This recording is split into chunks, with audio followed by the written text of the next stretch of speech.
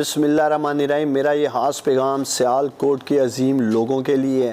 پاکستان تحریک انصاف کے کارکنان کے لیے ہے۔ گزشتہ دنوں میں تقریباً 2 ارب روپے کا ترقیاتی پروجیکٹ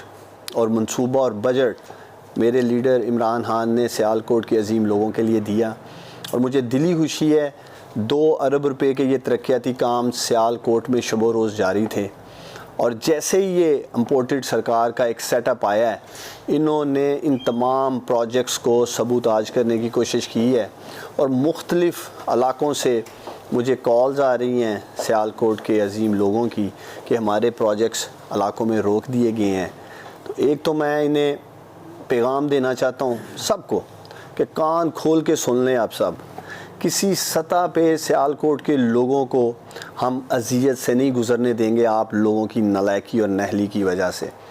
انشاءاللہ تعالی ہم نے باقاعدہ ایک سیل بنایا ہے، جس علاقے میں بھی پاکستان تحریک انصاف کی حکومت کا ڈیولپمنٹ کام جاری تھا، روکنے کی شکل میں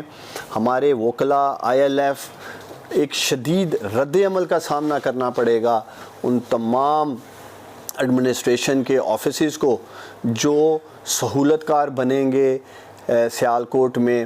PDM کا اور خاص طور پہ نون لیگ کا نیوٹرل سیٹ اپ ہے پنجاب میں، اور ہم یہی امید کرتے ہیں کہ ایک لیول پلینگ فیلڈ ملے گی، چاہے وہ پاکستان تحریک انصاف ہے چاہے وہ PMLN ہے۔ تو میرا یہ پیغام ہے آپ لوگوں کو، جس سطح پہ بھی ترقیاتی پروجیکٹس کے حوالے سے کام روکا جاتا ہے